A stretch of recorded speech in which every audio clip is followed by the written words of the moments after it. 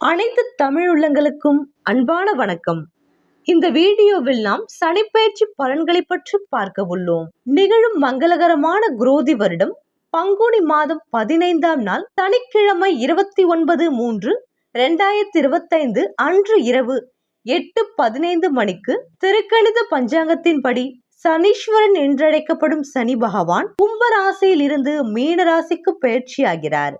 கும்பராசியில் இருந்து மீனராசிக்கு திருக்கணிதப்படி மாறுதலாகி செல்லும் சனி பகவான் 12 ராசியினருக்கும் கோச்சார ரீதியாக எத்தகைய பலன்களை வழங்குவார் என்பதை இந்த வீடியோவில் பார்க்கலாம்.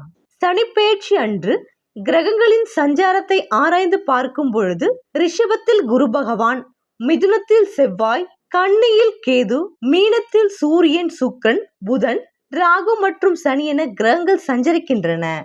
சனி பகவான் கோச்சார ரீதியாக மீன ராசியில் சஞ்சரிக்கும் போது சில ராசிகளுக்கு சங்கடங்கள் உண்டாக்கலாம் என்றாலும் அவர் வக்ரகதியாகும் காலத்தில் அவர்கள் அனுபவித்து வந்த கஷ்டங்களில் இருந்து விடுதலை கிடைக்கும். சனி பகவான் பற்றிய பொது பலன் அறிய கால புருஷ தத்துவத்தை மேற்கொள்ள வேண்டும். தற்போது கால புருஷனின் விரய வீட்டில் அமர்ந்து 2ஆம் வீடு, 6ஆம் வீடு மற்றும் 9ஆம் வீடு இவற்றை பார்க்கிறார். இந்த சனி விரயஸ்தானத்தில் இருப்பதால் மக்கள் ஏனோ பயத்தை மிக விரும்புவர், மேலும் நிறைய செலவழிக்கவும் ஆசைப்படுவர். ஆனால் சனி அதனை அனுமதிக்க மாட்டார் என்பது வேறு விஷயம். இந்த அலைச்சலையும் செலவையும் தொழில் முன்னேற்றத்திற்கும் முதலீடு செய்யவுமே திருப்திப்படுவார் என்பது கவனிக்கத்தக்கது. வெளிநாட்டு பயணம் கொடுத்தாலும் அதனை வேலை விஷயமாக செல்லவே அனுமதிப்பார். சும்மா ஜாலியாக குத்தாட்டம் குதியாட்டம் போடுவதற்கு அனுமதிக்க மாட்டார் என்பதே உண்மை.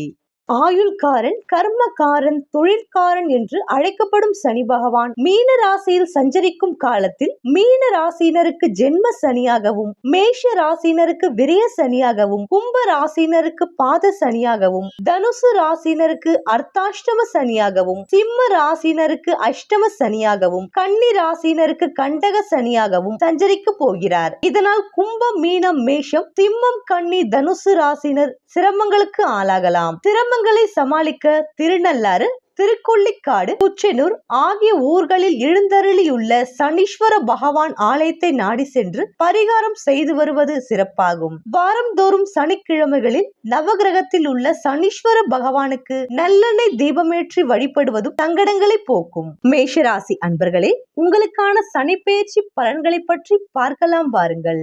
இதுவரையில் உங்கள் மேஷராசிக்கு லாபஸ்தானம் என்னும் 11ஆம் வீட்டில் சஞ்சரித்து வந்த சனி பகவான் உங்களுக்கு பல்வேறு நன்மைகளை வழங்கி வந்தார். தொழில் மூலம் சிறப்பான வருமானம், வீட்டில் மகிழ்ச்சி, ஆனந்தம் என்ற நிலையுடன் பொன்பொருள் சேர்க்கையும், புதியவர்களால் முன்னேற்றம், சந்தோஷம் என்று கண்டிருப்பீர்கள். உங்களில் ஒரு சிலருக்கு தொழில் மாற்றம், இடமாற்றம், வீடு மாற்றம், ஊர் மாற்றம் என்று மாற்றங்கள் ஏற்பட்டிருக்கும். அதனால் லாபமும் உண்டாகி இருக்கும். பணம் பல வழிகளிலும் வந்திருக்கும். பிறப்பு ஜாதகத்தில் சனி பகவானின் இருந்த ஸ்தானம் எதுவாக இருந்தாலும் கோச்சார ரீதியாக வரும்போது அவர் சஞ்சரிக்கும் இடத்திற்குரிய பலன்களை ஏற்ற இரக்கமின்றி கொடுத்திடக்கூடியவர். அதனால் 12ஆம் இடத்தில் சஞ்சரிக்கும் சனி பகவான் உங்கள் வாழ்க்கையில் நிறையவே மாற்றங்களை ஏற்படுத்துவார். ஆமாம், சனி பகவான் 12ஆம் இடத்தில் சஞ்சரிக்கும் போது உங்களுக்கு 7.5 சனியின் காலம் தொடங்குகிறது.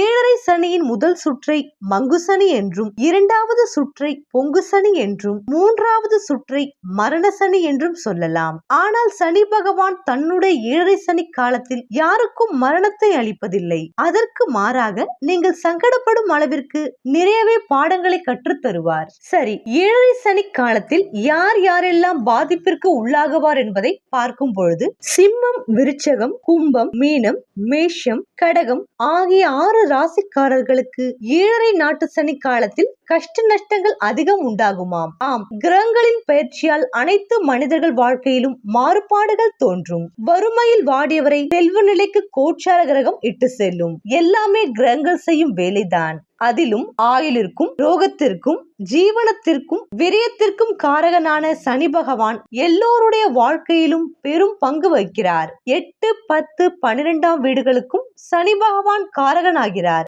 அதன் காரணமாகத்தான் இந்த இடங்களில் சஞ்சரிக்கும் போது ஜாதகரை அதிகபட்ச சோதனைக்கும் ஆளாக்குகிறார். இந்த நிலையில் 29/3/2025 அன்று உங்கள் ராசிக்கு 12ஆம் வீடான மீனத்தில் 7.5 சனியின் விரய சனியாக சஞ்சரிக்க போகிறார் சனி பகவான். உங்கள் ராசிக்கு ஜீவனஸ்தானத்திற்கும் லாபஸ்தானத்திற்கும் அவரே அதிபதியாகிறார். மேலும் சொல்ல வேண்டும் என்றால் உங்கள் ராசிக்குள் சஞ்சரிக்கும் போது அவர் பலம் இழந்தவராக நீசமாகி விடுகிறார். சனி பகவான் உங்கள் ராசியில் நீச்சம் அடைந்தாலும் நியாயம் தவறாத நீதிபதியான அவர் கோச்சார காலத்தில் ஜாதகருக்குரிய பலா பலன்களை அனுபவிக்க வைப்பதில் கண்டிப்பானவர். பலன்களை அனுபவிக்கும்படி செய்திடக்கூடியவர். ஈசனாகவே இருந்தாலும் அவரையும் சனி பகவான் விட்டு வைப்பதில்லை. அவரவருக்குரிய காலங்களில் அவர்களை பற்றி அவரவரின் பாவ புண்ணியங்களுக்கு ஏற்ப பலன்களை வழங்கிடக்கூடியவர் சனி பகவான். பாவங்கள் புரிவோர்களுக்கு கடுமையானவராகவும் புண்ணியங்கள் செய்வோருக்கு மென்மையானவராகவும் விளங்குவார் சனி பகவான்.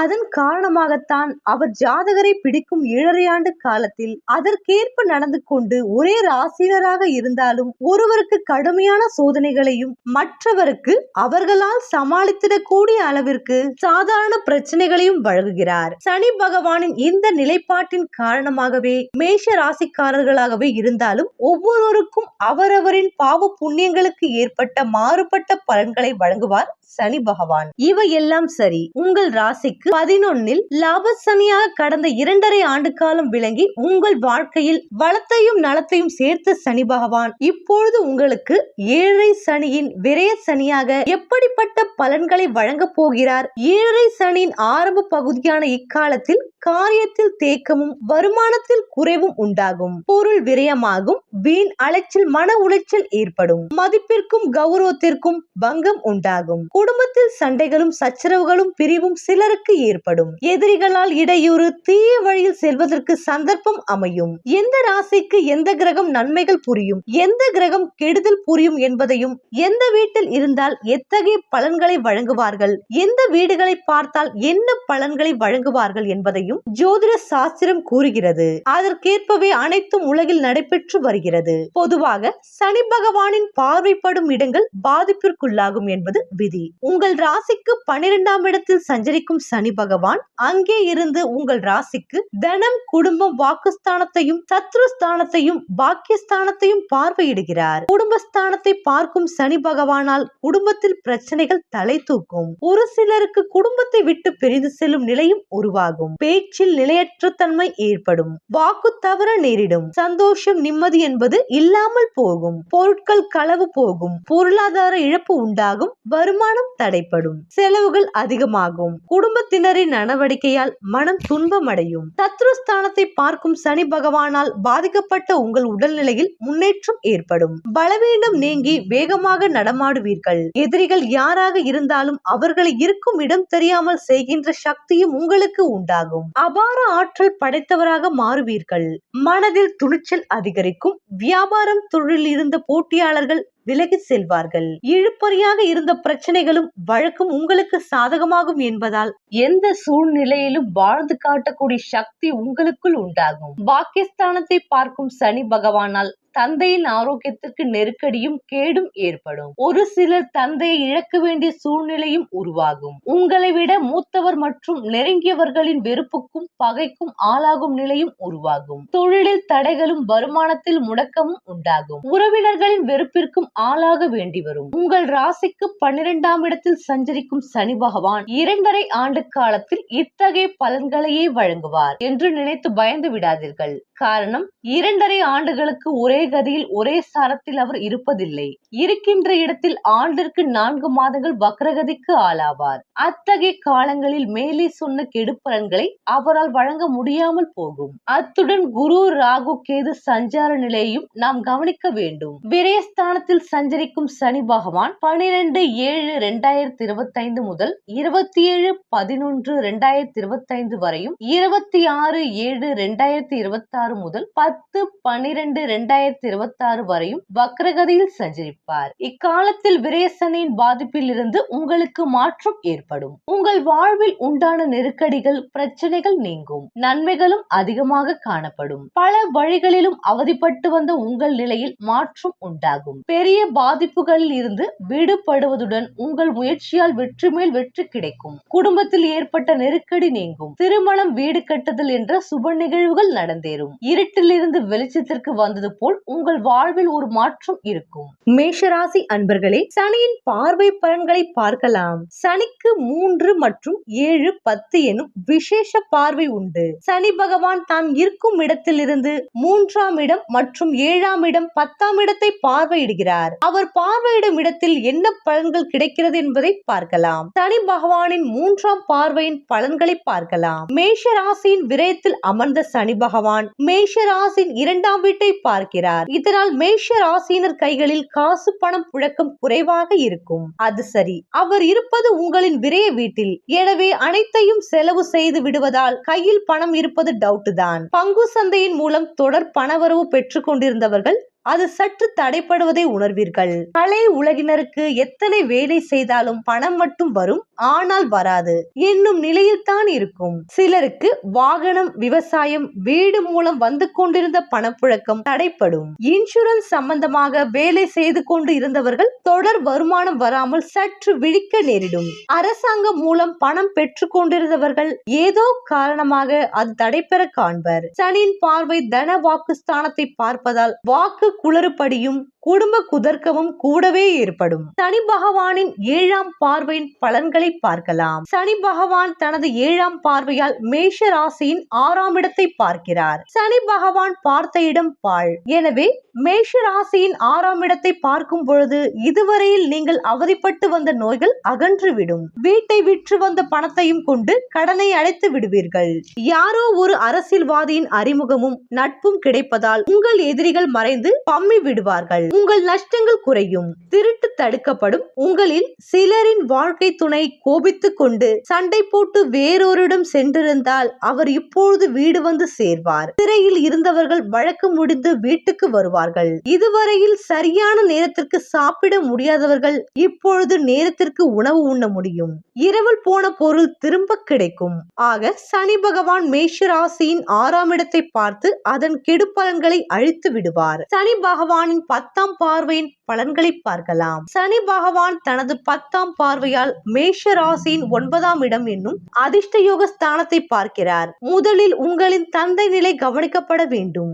இதுவரையில் செய்து கொண்டிருந்த தர்ம காரியம் தடைப்படும். திருமண விஷயம் சற்று மெதுவாகும். உங்கள் வாரிசுகள் நீங்கள் என்ன சொன்னாலும் கேட்க மாட்டார்கள்.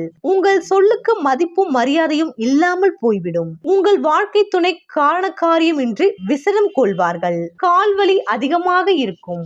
உயர்கல்வி அதன் தொழில் சார்ந்த பயிற்சிகள் மெத்தனம் பெறும். கடவுள் நம்பிக்கை சற்று சேதாரத்திற்கு உள்ளதாகும். வெளிநாட்டு பயணங்களில் தடை ஏற்படும். வேறு மதத்தில் சென்று விடலாமா என்னும் ஆசை பொங்கி பெருகும். எல்லாவற்றையும் விட எங்காவது ஓடி போய் விடலாமா என்னும் தீவிர எண்ணம் தலை தூக்கும். நீங்களும் ஏதோ ஒரு மாதத்திற்கு மாறி அங்குள்ள இடத்தில் செட்டில் ஆகி விடுவீர்கள். சனி உங்களின் தர்ம இடத்தை பார்க்கும் பலன் இது. சனியின் மொத்த பலனை பார்க்கலாம். மேஷ ராசியின் விரயத்தில் அமர்ந்த சனி பகவான் உங்களை ஒருவித பதட்டத்தில் ஆழ்த்துவார். இந்த பதட்டம் அண்டாவுக்குள் கைவிட்டு எடுக்க முடியவில்லையே என்ற நிலையை ஏற்படுத்தும். இதற்கு முக்கிய காரணம் உங்களின் 7 சனியில் முதல் பிரயாணத்தில் நுழைந்துள்ளீர்கள். தியானம் செய்ய ஆரம்பியுங்கள். மனம் ஒருமைப்படும். சனியின் வக்ர பலன்களை பார்க்கலாம். 2025 ஜூலை 12 முதல் நவம்பர் 27 வரை உத்திரட்டாதி நட்சத்திரத்தில் வக்ரம் அடைவார். 2026 ஜூலை 26 முதல் டிசம்பர் 10 வரை ரேவதி நட்சத்திரத்தில் வக்ரம் அடைவார். மேஷ ராசினருக்கு 7 சனியில் விரய சனியாக நடப்பதால் மேற்கொண்ட வக்ர சனி காலத்தில் உங்களை கொஞ்சம் ரிலாக்ஸாக வைத்துக் கொள்ளுங்கள். அலைச்சல் செலவு மட்டுப்படும். கொஞ்சம் நிம்மதியாக கூட இருக்க முடியும். மேஷராசி அன்பர்களே, உங்களுக்கான பரிகாரங்களை பார்க்கலாம். உச்சனூர் சனீஸ்வரரை வணங்கவும். மேஷராசியின் அதிபதி செவ்வாய். எனவே நீங்கள் 7 சனி காலத்தில் தேய்பிறை அஷ்டமியில் பைரவருக்கு தீபமேற்றி வழிபடவும். சனிக்கிழமைகளில் சனீஸ்வரரை வழிபடவும். நாகப்பட்டினம் ஆனந்த மங்கலம் திருநேந்தர் தசபுஜ ஆஞ்சநேயரை சனிக்கிழமை வணங்கவும். அருகில் உள்ள ஆஞ்சநேயருக்கு செந்தூரம் வாங்கி கொடுக்கவும். ஊனமுற்ற இளம் பையனின் தேவைகளை கேட்டறிந்து உதவும்.